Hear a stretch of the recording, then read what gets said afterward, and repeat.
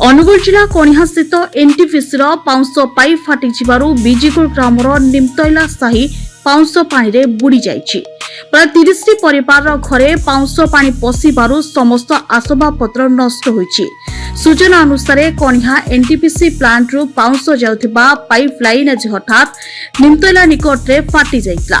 फଳରେ बिजिगुल grammar निमतैला साही मध्य पाउंश मिशा पानी मारी जाइतला। स्थानीय लोकों को कहिबा अनुसार प्राय 30 परिवार घर भितर पाउंश पानी पशिजिबारु समस्त प्रकार दरकारी जिनस पत्र मध्य नष्ट होइछि। एभली घटना पूर्वरु मध्य बहुबार घटिछि। तेबे कारखाना कर्तृपक्षक अवहेला कारणरू लोक माने नाही नथिबा असुविधार सम्मुखीन होउछथि। तेणु तुरंत पाउंश सफा करने सहित सह लोकों को क्षतिपूरण जोगाई देबाको ग्रामवासी माने दाबी करिछथि। बिजिगुल ग्रामवासी घर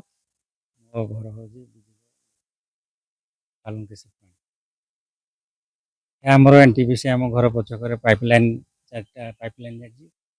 पाइपलाइन फाटिकी आम घर द्वार बाड़ी अधिक पानी आम घर द्वार अपरिष्कार गाई गोरु चुरा पानी मोर क्षति घर द्वार पानी पशि जाइए। बारे आंठ गहलर जो पाँच या बाबद क्षतिपूरण चाहूँ आम एरिया को परिष्कार परिच्छन्न भी करूँ। ये प्रथम थर कि आमर हवा हेले कौन हम अनेक लोक अनेक थर ए लाइन रे भी पाँच अनंबर लगी रही। एनटीपीसी मेंटेनेंस मेंटेनेंस प्रॉपर्ली होनी प्रॉपर्ली न होता जो ये थर को थर पाइपलाइन फाटुची लोक मैंने नही नबार हईराण सम्मुखीन। सुलेन कुमार धर बिजुल निमाईतला साइर बासिंदा। ये खबर पाइलु जे एनटीपीसी जो पाइपलाइन जाइए एनटीपीसी रु तालचेर एमसीएल को से पाइपलाइन रे गोटे दुर्घटना घटी कौन ना से पाइपलाइन फाटिकी आम जो साइरे रोचु से साइरे पानी पशिकी से अजा हे बालुकेश्वर पानी और बड़ भाई हे मनु पानी सो तांको घर मानक एते पानी माने जोड़ा कि आखिरे न देखले विश्वास कर तेणु निश्चित भाव में एनटीपीसी आज निद्रारे शुईछि। तार प्रॉपर मेंटेनेंस होउनी सेठी कौन सी प्रकार माने जेते भी पब्लिकली हैरान होउजंती आज एठी नुहे काली नदी भी पानी मिसुची पाउंश पानी मिसुची। तेणु यार प्रतिकारण करने दरकार। एनटीपीसी आउ शुई रहिले हबनी एठी पब्लिक मानकू जहाँ भी सुविधा देछि किछि न देछि कहले चले। तेणु तांको अनुरोध करा होछि बारंबार आउ बारंबार आगु को एई टाइप रो दुर्घटना न घटू नहले निश्चित भाव में यार जन आंदोलन देखिबो। तेणु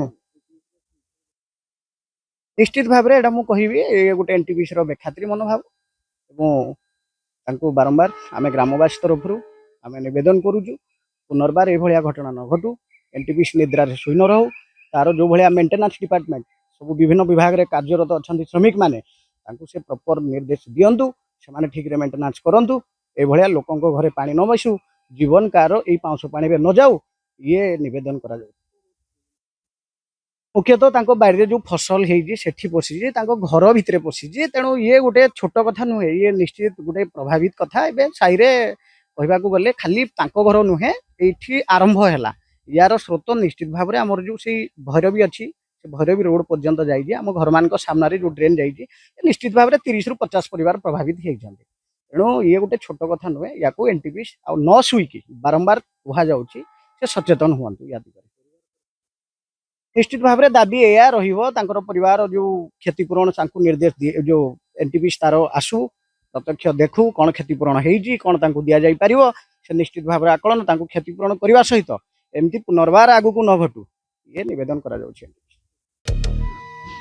अनुगुल सुभाष चंद्र प्रधान का रिपोर्ट प्रतीक्षा न्यूज।